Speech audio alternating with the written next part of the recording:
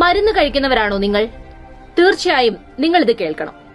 35 മരുന്ന് കമ്പനികൾ electoral bond വഴി സംഭാവന ചെയ്തത് 945 കോടി. നമ്മളിത് കേൾക്കണം. ഇതിൽ 7 എണ്ണം മരുന്നിന്റെ നിലവാര പരിശോധനയിൽ പരാജയപ്പെട്ട കമ്പനികളാണ്. ഡോളർ മുതൽ കോവിഡ് മരുന്ന് നിർമ്മാതാക്കൾ വരെ ബോണ്ട് വാങ്ങിയവരിലുണ്ട്. ക്യാൻസർ ഉണ്ടാക്കുന്ന കെമിക്കലുകൾ അടങ്ങിയെന്ന സംശയം മൂലം അമേരിക്കയിൽ നിന്ന് പിൻവലിക്കേണ്ടി വന്ന ഇന്ത്യൻ മരുന്നാണ് ലൊസാർട്ടൻ. ഇത് നിർമ്മിക്കുന്നത് ഗുജറാത്തിലെ ടൊറന്റ് ഫാർമ. ഇവർ BJP ഉൾപ്പെടെയുള്ള പാർട്ടികൾക്ക് നൽകിയത് മൊത്തം 77.5 കോടി രൂപ. ആ മരുന്ന് ഇന്നും വിറ്റഴിക്കുന്നു.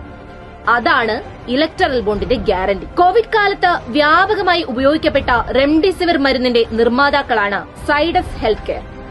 ഈ മരുന്നിന് നിലവാരമില്ലെന്നും രോഗികളിൽ ഗുരുതര പ്രത്യാഘാതം ഉണ്ടാക്കുന്നുവെന്നും ബീഹാറിലെ ഡ്രഗ് റെഗുലേറ്റർമാർ കണ്ടെത്തി. സമാനമായ കണ്ടെത്തലുകൾ മഹാരാഷ്ട്ര, UP, രാജസ്ഥാൻ